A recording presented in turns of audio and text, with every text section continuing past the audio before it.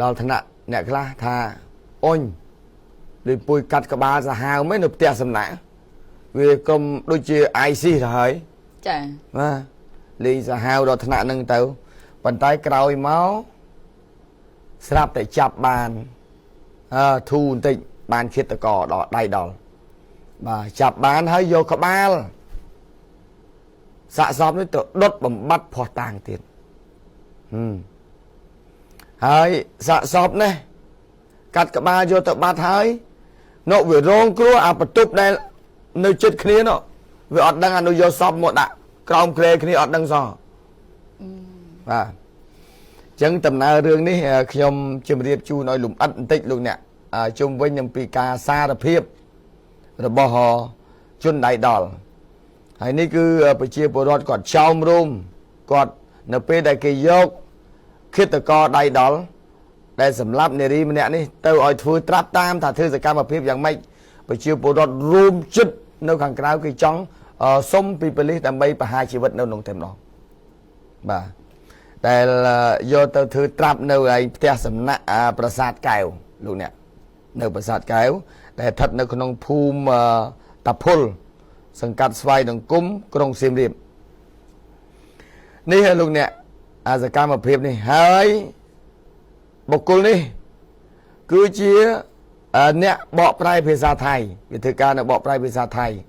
វ័យចំណាស់ទៅហើយមានស្នេហាស្រឡាញ់នាងនឹងជាច្រើនឆ្នាំមកហើយដែលនាងធ្វើការនៅភូមិវប្បធម៌ផ្នែក service បាទហើយបើតាមព័ត៌មានដែលវាសារភាពប្រាប់រឿងរ៉ាវនេះវាលងលូចណាស់ស្នេហាតែតិចទៀតចាំខ្ញុំជម្រាបតែឥឡូវខ្ញុំនិយាយកាត់សិនដែលពេលនេះសមត្ថកិច្ចយកឃាតករកាត់ក្បាលមនុស្សនេះទៅធ្វើត្រាប់តាមបាទអញ្ចឹងខ្ញុំនិយាយអត្ថាធិប្បាយតាមរូបភាពតែម្ដងនេះយកមកបន្ទប់របស់វាដែលទៅបន្ទប់ដេកកាលពីយប់ថ្ងៃទី13បាទចូលមកបន្ទប់ដេកហើយវាប្រាប់ថាមុនដំបូងទៅធ្វើម៉េចដេកបាទដេកចឹងទៅហើយដោយសារតែគាត់ហ្នឹងគាត់ថាស្រឡាញ់គ្នាពេកម្ដងហ្នឹងហៅគ្នាមកដេកហ្នឹងដើម្បីនិយាយថា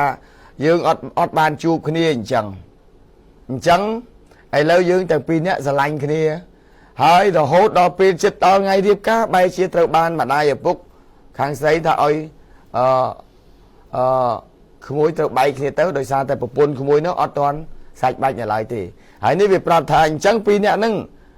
ពីរនាក់គ្នាគេហ្នឹងដែលខាងភាគីខាងស្រី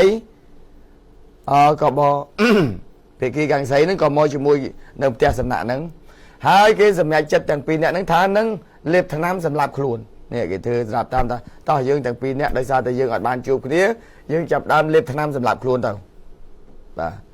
មានរូបភាពខាងនៅរស់ដែរតាសាការីវាយត់ដើម្បីឲ្យមហាជនគេបានស្គាល់នាងយ៉ាងម៉េចផងព្រោះដាច់កមានណាស្គាល់ទេបាទហើយនៅរូបភាពនៅរស់មានដែរខ្ញុំដូចឲ្យប្រាប់ថាមានហើយប៉ុន្តែឥឡូវអត់ទេមើលសកម្មភាពនេះសិនចាំរកឲ្យឃើញសិនតែដាក់រូបភាពនេះសិនខ្ញុំនិយាយសិននិយាយតាមសកម្មភាពដែលវានិយាយពេលនោះខ្លួននឹងសារភាពថាពីរអ្នកនឹងបានយល់ព្រមសម្រាប់ខ្លួនតាមរយៈការលេបថ្នាំសម្រាប់ខ្លួនទាំងពីរនាក់ប៉ុន្តែនៅពេលដែលចាប់ដើមលេបភ្លាមខាងនារីនោះបែកពពោះមាត់រៀងប្រកាច់មុនខ្លួនដល់ប្រកាច់មុនខ្លួនក៏រត់មកចូលក្នុងបន្ទប់ទឹកបាទរត់ចូលក្នុងបន្ទប់ទឹកនេះខ្ញុំនិយាយតាមចម្លើយសារភាពរបស់គេណាចាហេតុអីបានជាខ្លួននឹងសម្រាប់ខ្លួនអញ្ចឹងដោយសារតែខ្លួនស្រឡាញ់ពេកហើយណាមួយនាងនោះមានទម្ងន់3ខែដែរបាទមានតែពួក3ខែដល់ពេលមកដល់ពេលលេបថ្នាំហើយលេបថ្នាំទាំងពីរនាក់នាងនោះបែកពពោះមាត់មុនរត់មកចូលបន្ទប់ទឹកហើយខ្លួននេះក៏ល្ងីងើដែរទៅដល់ងីងើស្រាប់តែដល់ពេលនេះខ្លួនដឹងខ្លួនវិញចាប់ដើមទឹកនេះឃាតករនេះដឹងខ្លួនវិញចូលមកមើលខាងនារីនេះបានចងកនៅក្នុងបន្ទប់ទឹកបន្ថែមនៅពេលដែលលេបថ្នាំហើយមិនបានស្លាប់ប៉ុន្តែនារីនោះរត់មកចូលបន្ទប់ទឹកចងកបន្ថែមបាទនេះតែតាមចម្លើយ សារភាពរបស់បុគ្គលនេះបាទបន្ទាប់មកទៀតនៅពេលដែលដឹងថាស្រីស្នេហ៍របស់ខ្លួនបានស្លាប់ទៅហើយនៅក្នុងបន្ទប់ទឹកខ្លួននេះស្រឡាញ់ខ្លាំងណាស់ក៏លើកនារីនោះមកដាក់នៅក្នុងបន្ទប់លើកខែវិញហើយខ្លួននេះក៏បានដេកអោបខ្មោចនឹងបាទដេកអោបខ្មោចនឹងសង្ហេះសង្ហោចពេលដែលសង្ហេះសង្ហោចហើយក៏គិតថាឥឡូវនេះបើសិនជាយកសពចេញទៅអត់បានទេព្រោះខ្លាចគេដឹងហើយក៏ខ្លួននេះក៏បានបួងសួងថាបងមិនអាចយកសពអូនទាំងមូលទៅបានទេប៉ុន្តែបងសុខយកក្បាលអូនទៅដើម្បីតបស្នងសងគុណបងស្រឡាញ់អូនបាទខ្លួនក៏គិតថាមិនដឹងជាធ្វើដូចម្ដេចបាទនេះគេ3សពបាទ3សពដាក់ឲ្យស្រួលបាទ3សពដាក់គេធ្វើត្រាប់តាមណាបាទ3សពហើយរួចឲ្យរុំបាទរុំសាកសពហ្នឹងដល់ពេលរុំសាកសពហ្នឹងអត់ដាក់នៅក្រែកន្លែងបន្ទប់ខ្លួនឯងដេកទេវាមានបន្ទប់មួយទៀតបន្ទប់ហ្នឹងនៅទល់មុខបន្ទប់គ្នាហ្នឹងភ្ញៀវនោះដឹងទេកាលអីគាត់ចេះចុះមកក្រុមគាត់ចុះទ្វារឯនេះក៏មានឱកាស3សាកសពក្បាលដាច់ហ្នឹងទៅដាក់ក្រោមក្រែភ្ញៀវនោះមួយទៀតនៅបន្ទប់ខាងគេនោះទៅដាក់មិញនិយាយដូចកាត់ភាកណានិយាយតាក់ទងរឿងតែដោយសារខ្ញុំនិយាយសំដៅទៅលើរូបបាទពេលដែលសពនឹងស្លាប់ទៅហើយគេក៏បានយកសពនឹងទៅដាក់ដេកអោបបាទខ្ញុំនិយាយសកម្មភាពរបស់គេធ្វើបាទដេកអោបដល់ពេលដេកអោបហើយចាប់ដើម3បាទ3សាកសពហ្នឹងបាទ3ចេញដោយសារស្រឡាញ់ពេកស្រឡាញ់ពេកទៅកាត់ក្បាលគេអាងាប់ដល់3ចេញមករួចហើយឃើញបន្ទប់នេះបន្ទប់គេខាងណាអត់ឃើញមនុស្សនៅបាទឲ្យអ្នកជួលថ្លៃជួលបន្ទប់ហ្នឹងគេចេះតែអបសុកគេចុះទៅក្រោមដល់ចុះទៅក្រោមrồiហើយទៅដាក់សាកសពនៅក្នុងដាក់សាកសពនៅហ្នឹងខ្លួនទាញក្រែនតិចទាញក្រែនតិចមករួចហើយយកសាកសពហ្នឹងទៅធ្លាក់នៅខាងក្រោមយកសាកសពហ្នឹងទៅធ្លាក់នៅខាងក្រោមក្រែគេបន្ទប់គេមិនបន្ទប់ខ្លួនឯងទេគឺនេះគឺបន្ទប់គេយកមកដាក់អញ្ចឹងមកដាក់ផ្ដេកនៅចិត្តក្រែអញ្ចឹងទៅបន្ទប់នៅទល់មុខបន្ទប់របស់ខ្លួនហ្នឹងយកមកដាក់ខ្ញុំនិយាយតាមសកម្មភាពសិនពេលដែលចាប់ផ្ដើមដាក់សពនៅក្នុងហើយខ្លួនដោយសារស្រឡាញ់ពេកក៏បួងសួងអង្វរឲ្យវិញ្ញាណក្ខន្ធរបស់នាងទៅកើតអីចឹងទៅហើយរុញក្រែទៅវិញក៏ជាប់នៅចឹងទៅរួចហើយខ្លួនក៏ចេញមកហើយឥឡូវយើងក៏លេចមកមើលថាតើកបិតវាបានពីណាមកយ៉ាងមិញខ្ញុំនិយាយតាមសកម្មភាពឥឡូវខ្ញុំត្រឡប់មកវិញនៅពេលដែលដឹងថាខាងស្រីក៏ខ្លួនស្លាប់ហើយខ្លួនក៏គិតថាមិនដឹងយកចេញទៅណាទៅដាក់នៅក្នុងគេហើយប៉ុន្តែទៅទឹកយកទៅដាក់ខ្លួននេះគឺថាកាត់ក្បាលចេញថាស្រឡាញ់ពេកហ្នឹងហើយស្រឡាញ់ពេកឲ្យកាត់ក្បាលទេចៃដន្យពេលនោះនេះរូបភាពដែលគេយកក្បាលហ្នឹងទៅដុតបំផ្លាញភ័ស្តុតាងចោលដុតនៅក្រោយផ្ទះគេយកទៅដុតនៅក្រោយផ្ទះហ្នឹងមកមើលសាហាវដល់ណាស់ហ្នឹងពេលនោះខ្លួនហ្នឹងគេសួរថាចោះហេតុអីបានជាអ្នកឯងថាដោយសារតែការស្រឡាញ់ទៅមិនបានរៀបចំឲ្យមានកបិតនៅក្នុងវិស័យនេះបានឆ្លើយថាអត់ទេអត់មានកបិតទេនៅពេលដែលឃើញថាខាងគូស្នេហ៍របស់ខ្លួនស្លាប់ហើយក៏បានចុះទៅរកទិញកបិតដល់ពេលចុះមកចៃដន្យអីទទួលមានគេជិះកង់លក់កបិតកាត់នោះក៏ឃើញក៏ទិញកបិតនោះតែម្ដងក៏ចៃដន្យម៉េះបាទដល់ទិញយកមករួចហើយចាប់ដើមកាត់ក្បាលហើយសួរថាចុះហេតុអីបានជាពេលហ្នឹងកាត់ក្បាលអត់ឈាមអត់មានឈាមហើយនេះក៏ឆ្លើយថាដោយសារតែពេលនោះខាងស្រីហ្នឹងស្លាប់យូរទៅហើយពេលស្លាប់យូរទៅវាអត់មានឈាមអញ្ចឹងដល់ពេលទៅកាត់ក្នុងបន្ទប់ទឹកចាយកសាកសមហ្នឹងទៅកាត់នៅក្នុងបន្ទប់ទឹកបាទកាត់ហើយជូតអីឲ្យស្អាតអីអត់ខ្លួនហ្នឹងយកតែក្បាលសពហ្នឹងដាក់នៅក្នុងថង់ខ្មៅរួចហើយដាក់ក្នុងកាបូបស្ពាយចុះចេញមកក្រោមបាទហើយសាកសមហ្នឹងយកដាក់នៅក្នុងបន្ទប់ភ្ញៀវអ្នកដទៃបាទនេះដែលជាចម្លើយសារភាព ហើយមូលហេតុដែលនាំឲ្យបរិះនេះចិត្តឆៅបែបនេះដោយសារតែពីរអ្នកហ្នឹងបានស្រឡាញ់គ្នាយូរហើយរហូតដល់ជួលជាមួយគ្នាថែមទៀតប៉ុន្តែពេលនោះក៏បានភ្ជាប់ពាក្យថានឹងចូលរៀបអាពាហ៍ពិពាហ៍នៅពេលខាងមុខហ្នឹងហើយខាងនោះក៏អត់ដឹងថាខាងនេះនៅតើមានប្រពន្ធដែរប៉ុន្តែក្រោយមកនៅពេលដែលចិត្តដល់ថ្ងៃការទៅធ្វើសម្បត្តិអាពាហ៍ពិពាហ៍ចាអាពាហ៍ពិពាហ៍រួចហើយដើម្បីឲ្យមេឃុំមេភូមិបញ្ជាក់ថាយើងពិតជាបានលែងលះប្រពន្ធពិតជានៅលីមែនប៉ុន្តែពេលនោះមេភូមិមេឃុំប្រាប់ថាឲ្យធ្វើរបៀបសម្បត្តិអាពាហ៍ពិពាហ៍មិនបើខ្លួនឯងនៅយកនៅមានប្រពន្ធនៅឡើយហ្នឹងគេអត់ធ្វើឲ្យទេអត់ធ្វើឲ្យទេដោយសារតែការបដិសេធរបស់ខាងមេភូមិមេឃុំមិនធ្វើលិខិតអាពាហ៍ពិពាហ៍ឲ្យបញ្ជាក់ហ្នឹងហើយបានជាធ្វើឲ្យភាគីខាងប្រុសនេះចាប់ដើមមួម៉ៅគួរលែងបានទៅរៀបការហើយបាទមួម៉ៅក៏មានគំនិតថាតោះយើងដោយសារតែយើងស្រឡាញ់គ្នាពេកអញ្ចឹងឥឡូវយើងមិនអាចបែកគ្នាបានតោះយើងទៅសម្លាប់ខ្លួននៅក្នុងផ្ទះសំណាក់តែម្ដងទៅបាទប៉ុន្តែចំណុចដែលសមត្ថកិច្ចគាត់ធ្វើកសលវិច័យសមត្ថកិច្ចគាត់ធ្វើកសលវិច័យនេះរូបនាងកាលនៅរស់បាទស្អាតធ្វើការនៅខាងភូមិវប្បធម៌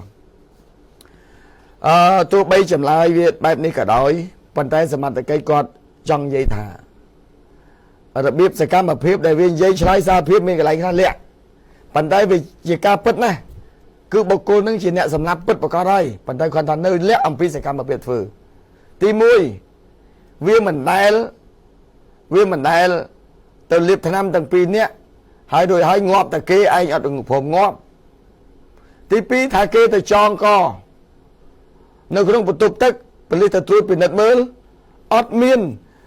កន្លែងតាណាមួយដែលជាកន្លែងមើលទៅការចងកឲ្យកន្លែងសម្រាប់ចងកស្លាប់ខ្លួនក៏ព្រោះមានតែអត្តយោទឹកសម្រាប់បាញ់លៀងគូហ្នឹងមានតែហ្នឹងទៅចងអ្មេចចាបាទអញ្ចឹងវាមិនអាចចងទេនេះទៅធ្វើសកម្មភាពថាចងអាហ្នឹងហើយមានអីទៅចងស្លាប់ហើយចងយ៉ាងម៉េចប៉ុន្តែកសលវិច័យរបស់ប៉ូលីសគាត់ត្រួតពិនិត្យមើលកករបស់សាកសពបានន័យថាគឺសកម្មភាពគេរឹតកនយកអាខ្សែហ្នឹងយកអាខ្សែទឹកហ្នឹងទៅរឹតកស្លាប់ហើយចាឲ្យស្លាប់ហើយបានកាត់ក្បាលក្រោយបាទនេះផ្ដាច់អាហ្នឹងយកអាហ្នឹងទៅរឹតប៉ុន្តែអានេះយកទៅចងអត់បានទេហើយចងទៅណាគេថាចងធ្ពក់អាហ្នឹងហើយអង្គុយចងធ្ពក់អាហ្នឹងហើយអង្គុយនៅកន្លែងនេះសកម្មភាពដែលគេអត់ជឿកន្លែងចំណុចទៅហ្នឹងប៉ុន្តែវាច្បាស់ណាស់ថាបុគ្គលហ្នឹងជាអ្នកសម្លាប់ពិតប្រាកដបាទអ្នកសម្លាប់ពិតប្រាកដហើយមហាជនដែលនៅខេត្តសៀមរាបគេមើលគេស្ទើរតែចង់ដណ្ដើមពីដៃសមត្ថកិច្ចទៅបហាជីវិតដើម្បីជាការតបស្នងសងគុណវាសមនឹងស្លាប់ដូចគ្នាពោះអានេះស្លាប់សម្លាប់គេសាហាវសម្លាប់សាហាវនេះទូទាំងនៃជនជុំវិញនឹងរឿងរ៉ាវដែលកើតឡើងដែលកាត់ក្បាលគូស្នេហ៍របស់ខ្លួនអញ្ចឹងបើតាមការសន្និដ្ឋានប្រហែលជាបុគ្គលនេះត្រូវបាននារីនោះបដិសេធថាឲ្យបែកគ្នាទៅយើងបែកគ្នាតែមិនដឹងទៅដោយសារតែបងអត់ទាន់លែងលះប្រពន្ធសាច់បែកបាទនឹងប្រហែលជាអាចគេសន្និដ្ឋានថាអាចខាងស្រីនោះបដិសេធឲ្យបែកគ្នាតែម្ដងទៅតែនេះខឹងតាក់ទងនឹងការបដិសេធរបស់នាងទើបមានចិត្តសាហាវបែបនេះបាទអញ្ចឹងបងប្អូនជាពលរដ្ឋឈឺចាប់ខ្លាំងណាស់អ្នកនៅសៀមរាបឃើញសកម្មភាពបែបនេះបាទចង់សម្លាប់សងសឹកភ្លាមប៉ុន្តែដោយសារច្បាប់យើងមិនមានច្បាប់បហាជីវិតទេប៉ុន្តែច្បាប់គេមិនខុសដូចជាសម្លាប់ដែរច្បាប់អត់បហាជីវិតប៉ុន្តែច្បាប់ជាប់គុកមួយជីវិតបាទនេះខ្ញុំចង់រំលឹកឲ្យឃើញរឿងរ៉ាវដែលកាត់ក្បាលនារីម្នាក់នៅឯខាងខេត្តសៀមរាបហើយឃាតករដៃដល់នេះបានសារភាពថាខ្លួនបានប្រព្រឹត្តមែនអញ្ចឹងអាសូរនាងណាបាទ số niềng mền tên miền tây buộc bay khai tiết hay sầm lấp cái này cắt cái bao vô đọt trâu tiết căn đặt ra hao tao ai lô chẳng đi xôm chiếm điệp chun bật năng cho chung với những đường rào cắt cái ba lúc nâu khang khai xiêm điệp phù hợp miền máu thì môi các bạn chiếm điệp chun là hai vận tải còn nhóm trong chiếm điệp chun nói lùng ắt bật thèm